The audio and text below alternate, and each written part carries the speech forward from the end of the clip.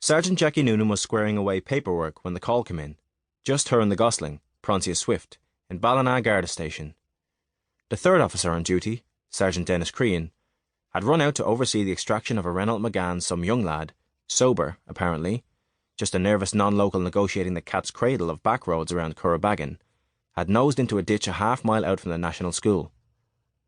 The car was a write-off, but the lad had got away without a scratch, according to Crean, and he was a lucky lad because Noonan knew the roads out that way, and they were wicked, high-ditched, hilly, and altogether too narrow, scantily signposted and laced with half-hidden, acutely right-angled turns it took only a second's inattention to be ambushed by.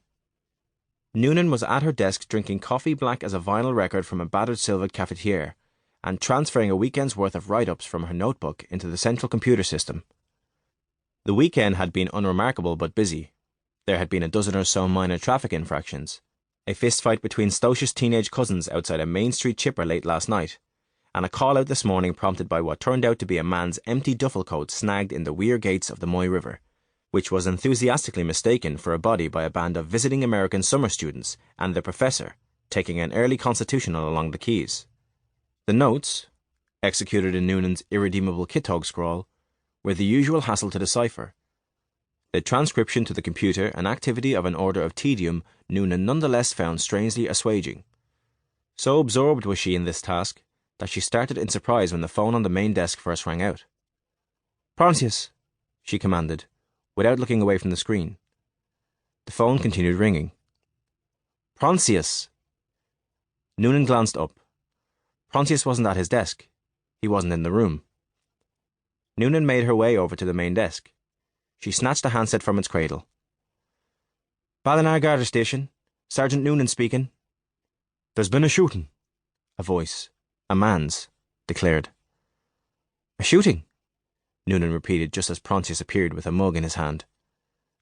Proncius Swift was 24, out of Temple Moor less than 3 years, and an aura of adolescent gawkiness clung to him yet.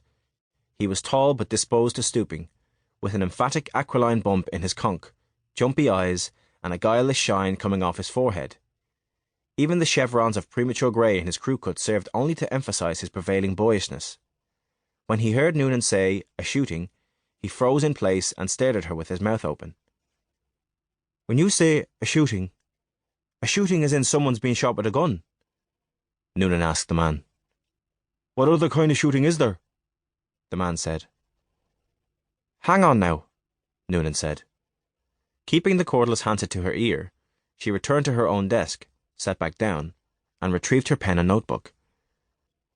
"How many people have been shot?" she asked. "Just the one." "The person shot? A man or a woman?" "A man." "Is he dead?" The man on the end of the line sighed. "He's not. He's out there now in the back field. He's in a bit of a bad way." "How badly injured is he, in your estimation?" Noonan said, raising a finger to fix Proncius's attention, then pointing at the phone on his desk, meaning, "Call the emergency at Castlebar General." "He took a serious enough hit. But what it was a warning shot. I wanted on record I was in fear of my life and my son's life. I was not aiming at him at all. He broke onto my property. I was in fear of my life and was only trying to warn him off." The man was outside, on a mobile, his voice dipping in and out amid the ambient scratch and crumple of the elements.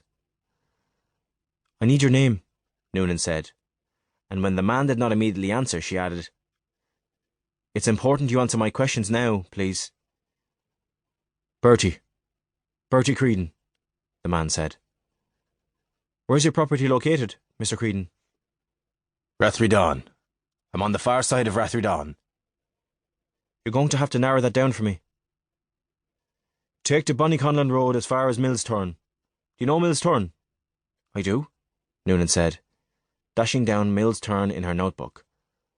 "Where am I heading from there?" "Take the third road on the left after Mills Turn. Keep along that road a mile and a half until you come to a farm with a yellow bungalow and a '92 Fiat motorhome up on bricks out the front.